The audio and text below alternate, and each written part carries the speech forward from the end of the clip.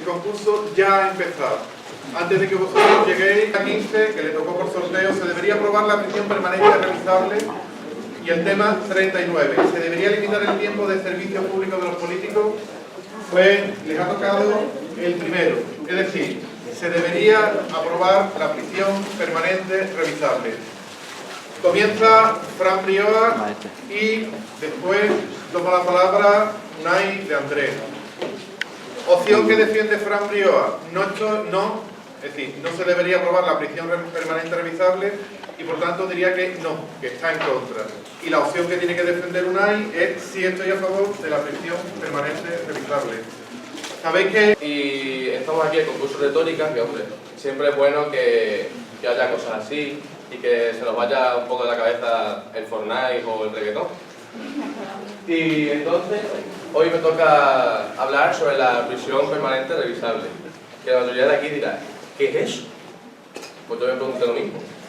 Bueno, pues la prisión permanente revisable es una ley que puso el PP en 2015 y que trata de, bueno, a los presos de los que han cometido delitos muy graves, normalmente relacionados con la vida, de matar, prácticamente, pues ponerle una prisión permanente y que un tribunal, pues cada X tiempo lo vaya viendo y si fue buen comportamiento, pues liberar.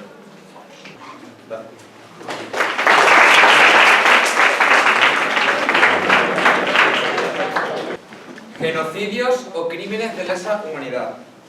Asesinato por miembro de grupo terrorista. Asesinato múltiple.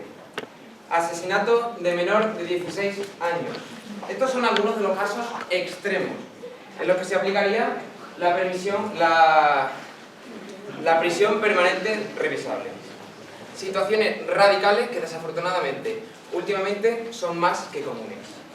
Mi nombre es Unai de Andrés, soy alumno de segundo bachillerato A y antes de todo quería agradecer la pregunta de si se debería aprobar tal tipo de prisión. Mi respuesta es clara y sencilla, sí.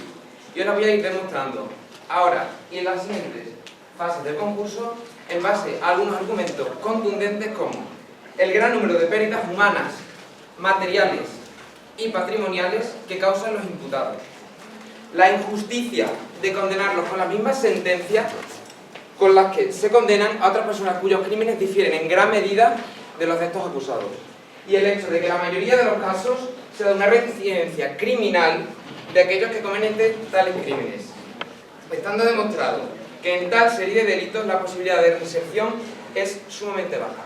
Muchas gracias. Yo no estoy de acuerdo con esta prisión, básicamente porque siempre vemos en las noticias y tal, ha habido un hombre que ha matado a su mujer, o ha matado a sus hijos, o un conductor que va borracho, o que va drogado, que atropella a 2 ciclistas y los mata. Y eso, pues mucha gente piensa, pues, y que en 2 o 3 años salga de la cárcel, que ese hombre esté libre y me pueda pasar a mí. Pues eso es por lo que yo estoy en contra. Mucha gente y muchas familias sufren porque el que ha matado a alguien cercano está en libertad. Y hay una ley en Europa que prohíbe la pena de muerte y la condena de por vida.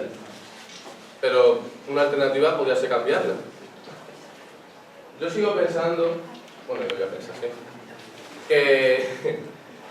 que los asesinos, porque básicamente esta prisión permanente contra los asesinos, no deberían tener la oportunidad de volver al mundo, de volver a la normalidad. Luego también hay muchos casos de delincuentes, asesinos y otros adjetivos que no voy a decir, que vuelven a salir a la calle, pasan a la prisión permanente y da la casualidad de que han vuelto a delinquir, han matado a otra persona. ¿Y qué pasa? ¿Lo volvemos a meter y en unos años otra vez a matar gente? Pues no sé qué pensáis vosotros, pero vamos, yo que sea permanente para toda la vida, ni revisar ni nada. Antes de nada, quería comentaros que en una serie de países como son Francia, Alemania, Italia, Reino Unido, Bélgica, Dinamarca, Austria o Suiza, está vigente la prisión permanente revisable, lo que significaría nuestra incorporación a una situación judicial más avanzada, como son las de estos países. Con respecto a la posición de mi compañero, las bases de la prisión permanente revisable son la restricción prácticamente total de la libertad de ciertos individuos. ¿Es revisable? Sí. ¿Por qué? Porque, como supongo, todos alguna vez habréis equivocado y creo que tenemos derecho a segundas oportunidades. Y es en estos casos extremos en los que, con dos condiciones, con la condición de haber alcanzado el tercer grado y con el cumplimiento de una condena mínima que coincide con las máximas actuales, que son de alrededor de 30 y 40 años, se permitiría, bajo la revisión de ciertos expertos, la posible libera de la condena y reinserción social. Quería deciros la definición de libertad que podéis encontrar en la Real Academia Española, en el diccionario. Facultad natural que tiene el hombre de obrar de una manera o de otra, y de no obrar, por lo que es responsable de sus actos. Con esto podemos ver que la libertad es una cualidad que tenemos los hombres y que en estos casos no es una privación total de ella por gusto, sino por decisión de ellos mismos. Mi compañero de clase y amigo Unai ha mencionado la definición de libertad. Y ella dice que cada uno, con la definición, por una parte que dice que cada uno es responsable de sus actos. Entonces, por esa regla de tres, si un asesino ha matado a alguien, es responsable de sus actos. Y por tanto, si se tiene que quedar en prisión toda la vida por haber quitado la vida a otra persona, pues se queda. Porque alguien que haya quitado una vida a una persona merece seguir con la suya. Esa es una gran pregunta. Os la hago a vosotros. Por ejemplo, mi madre muchas veces estamos comiendo y he salido a ella, pero no tanto. Mi madre es muy empática. Y siempre que veo noticias de estas de que unos padres han matado a su hijo, o que alguien que tenía un gran futuro por delante, como la golpista esta española que estaba en Estados Unidos, que la mata un hombre así porque sí. Pues yo cuando veo a mi madre y la veo llorar y dice que ese hombre puede salir en cualquier momento y matar a otra persona, pues a mí se me parte el corazón. Cuenta los casos en los que se aplicaría, esos casos extremos, en esos tipos de crímenes cometidos que ya os he mencionado anteriormente. Sin embargo, tenéis que tener en cuenta que no todos los procesos actuales, en este caso los judiciales, son perfectos. No vivimos en una utopía judicial por mucho que queramos. Es posible ver en las noticias, y seguro que si algunos las veis, surgen casos en los que se demuestra, tras largos años de condena, que los ciertos imputados acaban siendo declarados como no culpables.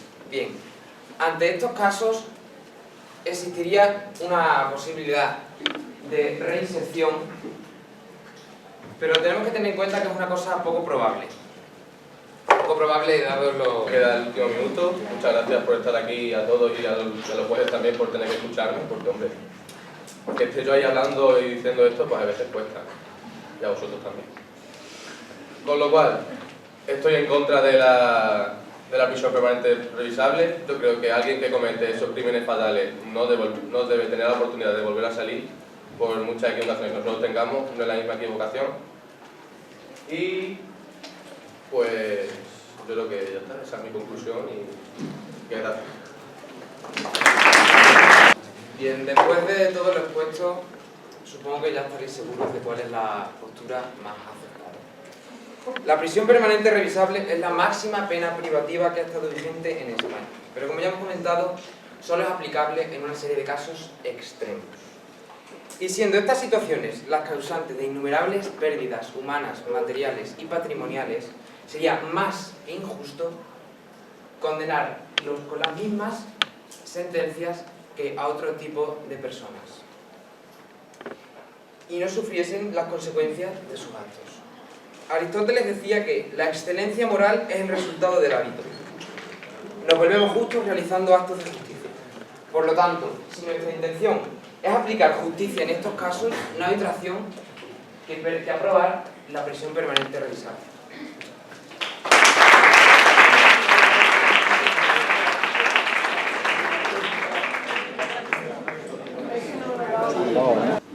Pero bueno, para resumir, Fran le sale un total de 36 puntos. Digamos que ha destacado un poquito más que Unai en el campo de su relación con el auditorio a la hora de teneros en cuenta o de tenernos en cuenta y de intentar incluirnos en su intervención, ¿vale? De alguna forma ha intentado hacernos cómplices y ha intentado, no como buen sofista, pero por lo menos ha intentado persuadirnos y convencernos de que su actuación es la mejor. Ha sido más natural en ese sentido, ¿de acuerdo? Que Unai. Pero Unai creemos que ha dado más argumentos, que ha utilizado un registro lingüístico un poquito mejor, que tenía una profundización mayor en el tema, con lo cual Fran le salen 36 puntos y Unai 40. Luego Unai es el ganador.